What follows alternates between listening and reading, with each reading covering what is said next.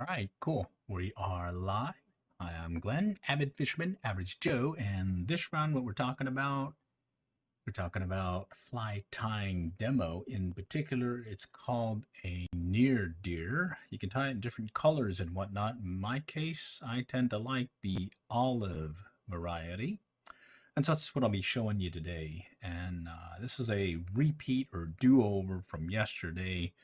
Had some technical difficulties, specifically the sound was echoing, as well as there was some voiceover piece that was just kind of throwing things, and I'm like, hey, let's just go ahead and do it over again. So with that said, let me go through the material that is used to make this particular fly. Okay, it's the olive variety, so I will have a marabou plume right here, like so. And in this case, I'll be using, of the different chenilles that are available, I like to pick from 3 different ones. Okay, this is more of a really chenille fibrous one. This is one that you would use traditionally for I'd say a woolly bugger. And this is one you'd use for a San Juan worm. And in my case, I'm going to make a San Juan, or use the chenille from a San Juan worm for today's fly tying demo. It's the near deer is tied very similar to a woolly bugger.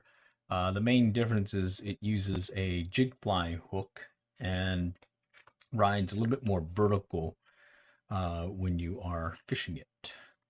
Other things that are included with that marabou plume is you got some saddle hackle, okay? And then with the saddle hackle, I like using, in this case, the olive variety. I'm going to be using this Dacron fly tying thread in an olive color. And I'm using a right bobbin ceramic what do you call it? Bobbin. All right. And this works really well because it has this piece here that I can keep tension based on some screw pieces here where you screw it down. You can adjust the tension, and it really gives you some good control when you are tying a particular fly. Okay. And you'll see that here shortly. And then afterwards, what I'd like to do is just take you to some actual field use of the near deer, where I'm either fishing it under indicator or without a strike indicator, and just gonna give you some tips on how to fish it. All right, but let's go ahead and go to the demo. All right, I'll start us off with this demo video here, and let's go show you what I got. All right, we'll start off with that jig fly, putting it in that Peak fly tying vise. This is one that I've had for several years. Really like it. And there is the right bobbin, putting on that thread, and you're going to lay a thread base. Take it up to right where the hook bend and the hook shank. You want to stop there and then build I'd say a thread dam. Okay. And what I'm doing now is putting that marabou plume. Let me back us up a little bit right here. Let's see. You see how I pinched it with my fingers so that I can lay that onto the fly on the shank. Let me take it back one more step. And then right here, I'm doing a quick measure. Let's go back. Right there is a quick measure just to say, okay, I want the tail to be just slightly longer than the hook shank. Okay, and then you'll see where I tie it in here shortly. But I usually pinch, measure this in this manner, and then I'll switch hands and pinch it and start out with a loose tie to get the fly started. So let's do that. Loose tie, a couple quick wraps, tighten it down, snip it off, And then I'll start building again the body, tightening down and securing the tail. And then I'll come in with some gold ribbing, tinsel in this case, or you can use some wire. Go with the thin wire, and then I'll come in with a grizzly hackle, saddle hackle, coming in on the concave end, kind of clear out the stem. And once I cleared it out, I'll put it at a slight angle and tie it in there, and you can see how it lies. The next piece is the little chenille. Okay, I'll build it on there, do a quick half hitch, and make use of the rotary fly tying vise and get it secured. And then I'll do another snip snip. Okay, and then from there we'll secure it again, do another half hitch, and we're almost done. Let's go ahead and palmer the hackle, get it on there, it's secured, and then from there I'll just kind of put my line to the side and go ahead and put the ribbing in place, tie it down, and basically I am done. Do a couple of whip finishes here, and at this point you can use, well, trim it up a little bit, but at this point you can use some UV glue, some glue, either one works. It's your choice. I tend to use either some super glue, just kind of dab it on there. You can use head cement, it's up to you. But I find that, well, super glue seems to tend to hold much better and get beat up, well, handle getting beat up a lot more by these fishies. All right, so that is it. And right here, I'm just showing you 3 different varieties. One with that cactus chenille, and then the other 2 are the chenille style, the one that I just tied, as well as it's another duo over here. Okay, as well as the one that we just tied using that San Juan hook. Okay, so there's that one chenille-like one. Okay. All right. And now that's pretty much the demo, I wanted to take you to, well, using it out in the field. So this first one I'm going to show you is yours truly heading out to a local pond that is part of a high school. And in there, there's a variety of fish in there that include some catfish, bass, and whatnot. And what I want to just show you is the capability of this particular fly. So I've got it under a strike indicator, and I'm kind of just letting the wind and current impart the action to the fly with that Palmer saddle hackle. Those little fibers tend to give it a lifelike action that I can pretty much dead drift it and get some good hits. And here's the strike here. Let's take a look what this guy is. Okay, I am working just over here where these cypress trees are. I know there's some brush, at least when back then there used to be some brush piles that kind of hid in this area, and a lot of the bass and whatnot would be hanging out over there. But in this case, it looks like, oh, it looks like it's a catfish here.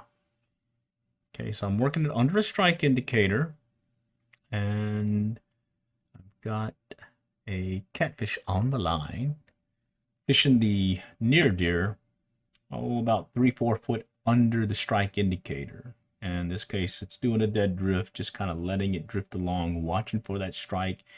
And the strikes have been kind of, sometimes some really hard hits, other times it's been just some really light strikes. But in both cases, I'm not really giving it much action other than just dead drifting it, letting the current and the wind do the rest. All right. And there is the strike indicator. There's the little catfish. Looks like a little channel cat. All right, cool beans. All right.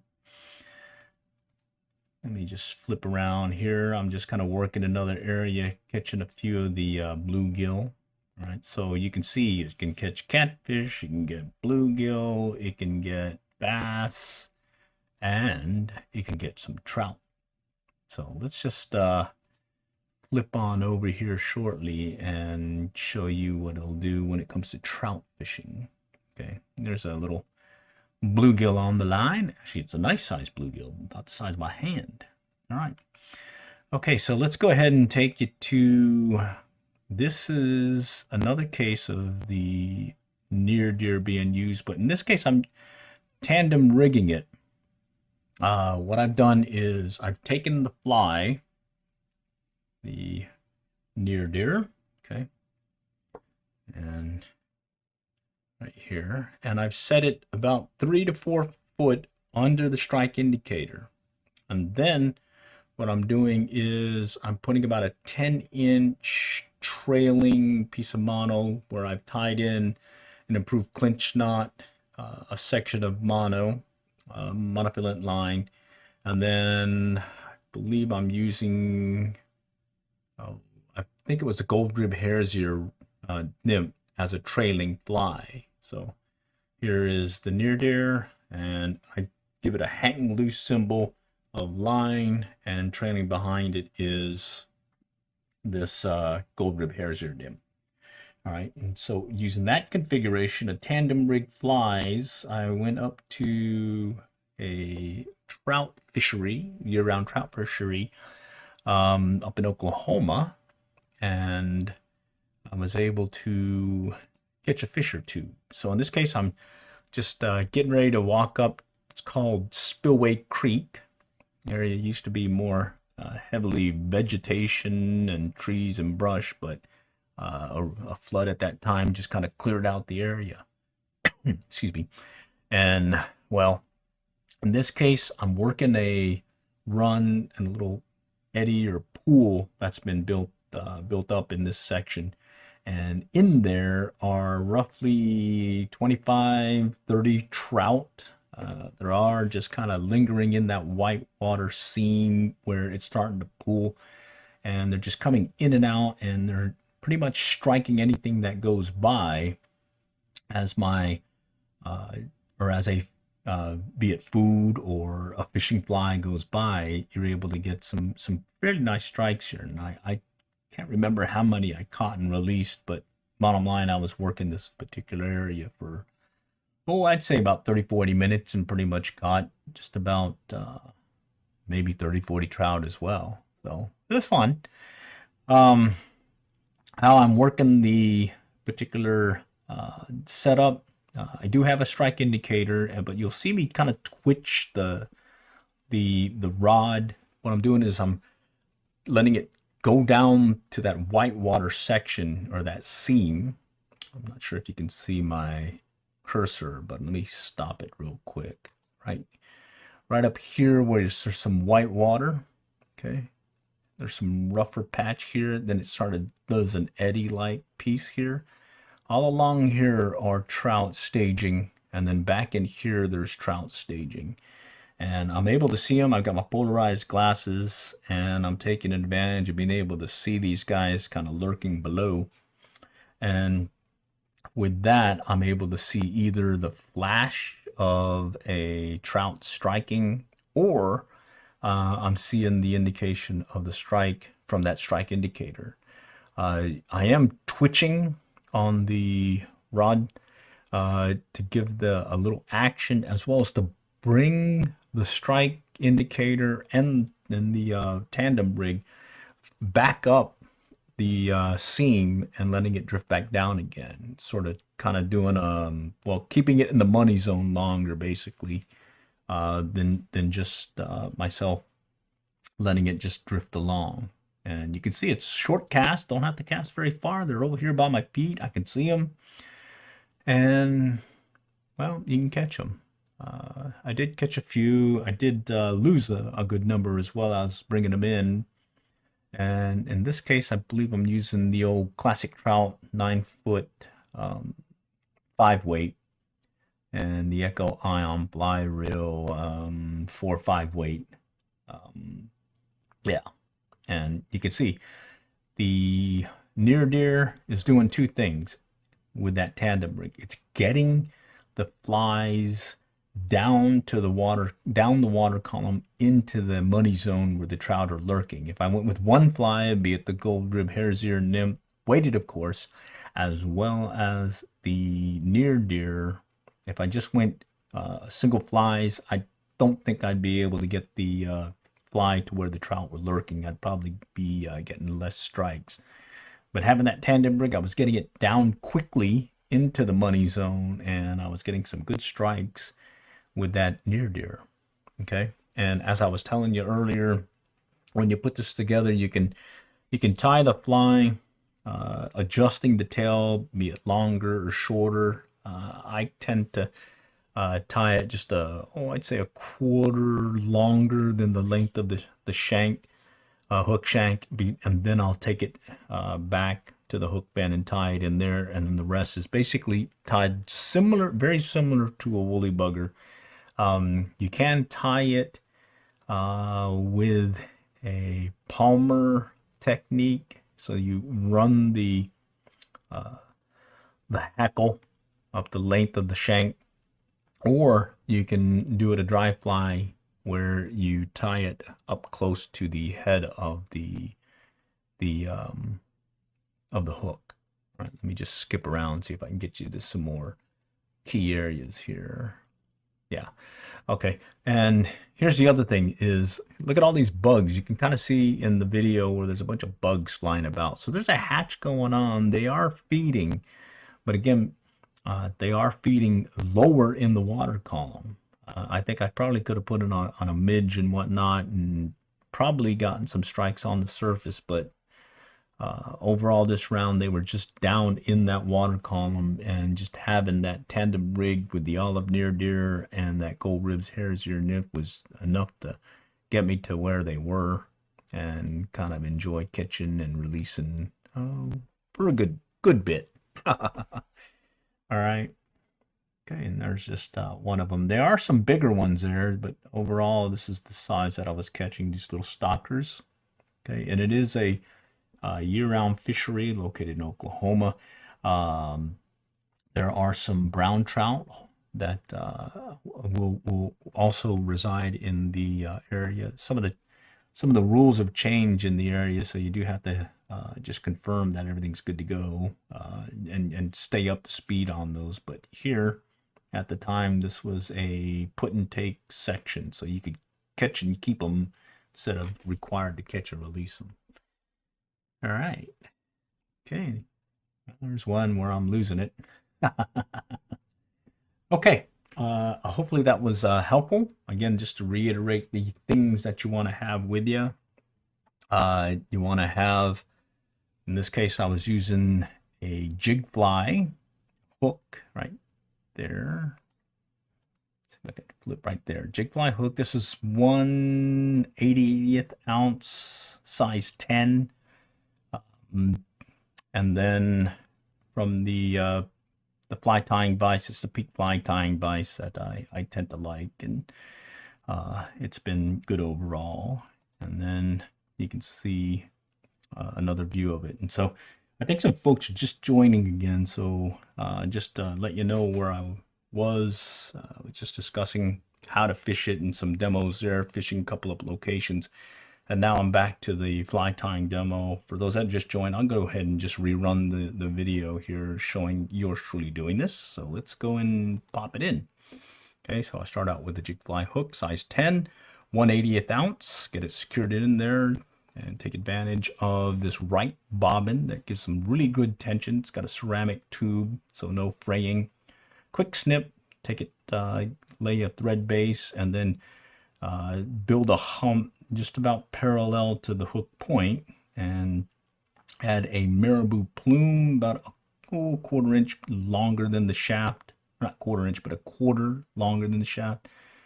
Secured in place, tie it on, build up the base again, and then bring in some gold rib, or correction, some ribbing. In this case, this is some oval tinsel, but you can use some fine wire tinsel, or correction, fine wire, copper or gold work well. And then it's a grizzly saddle hackle right here. Now I'm just going to clean it up the tip, and then I'll tie it in place here shortly.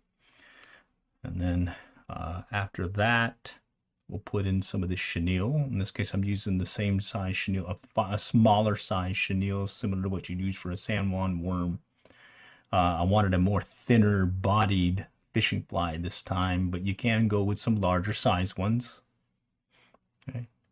Get it secured, and you can see I took advantage of the rotary vise just to go and spin it around and get the ties in there.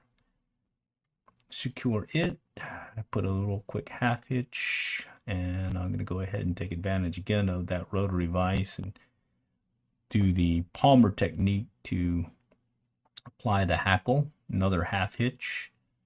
Hold that in place, and now let's go ahead and tighten it down with some of the ribbing. The ribbing's key because these things get hit hard and beat up, and that ribbing holding the flies, at least the hackle in place, makes a big difference.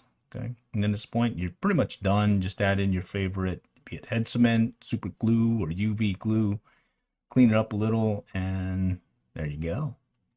All right, so hopefully this has been helpful. Do reach out if you have any questions over here on Amazon's COAF Field Team. All right, we got that Field Team store. And then other thing I wanted to point out was you can, this is the smaller chenille again, like you would use for a San Juan worm. However, you can use this more chenille-like one that's got this really, really fibrous matter right there. Right there, and I find that that works well at times. And then you can just go with a standard chenille, similar to what you do for a woolly bugger. Okay. All right. I'm hoping this was helpful, and do reach out if you have any questions. I also will, well, I'll monitor any of the comments and whatnot if you have any. Okay. That said, appreciate all joining. All for now. Next time we'll catch y'all later. Good luck and good fishing.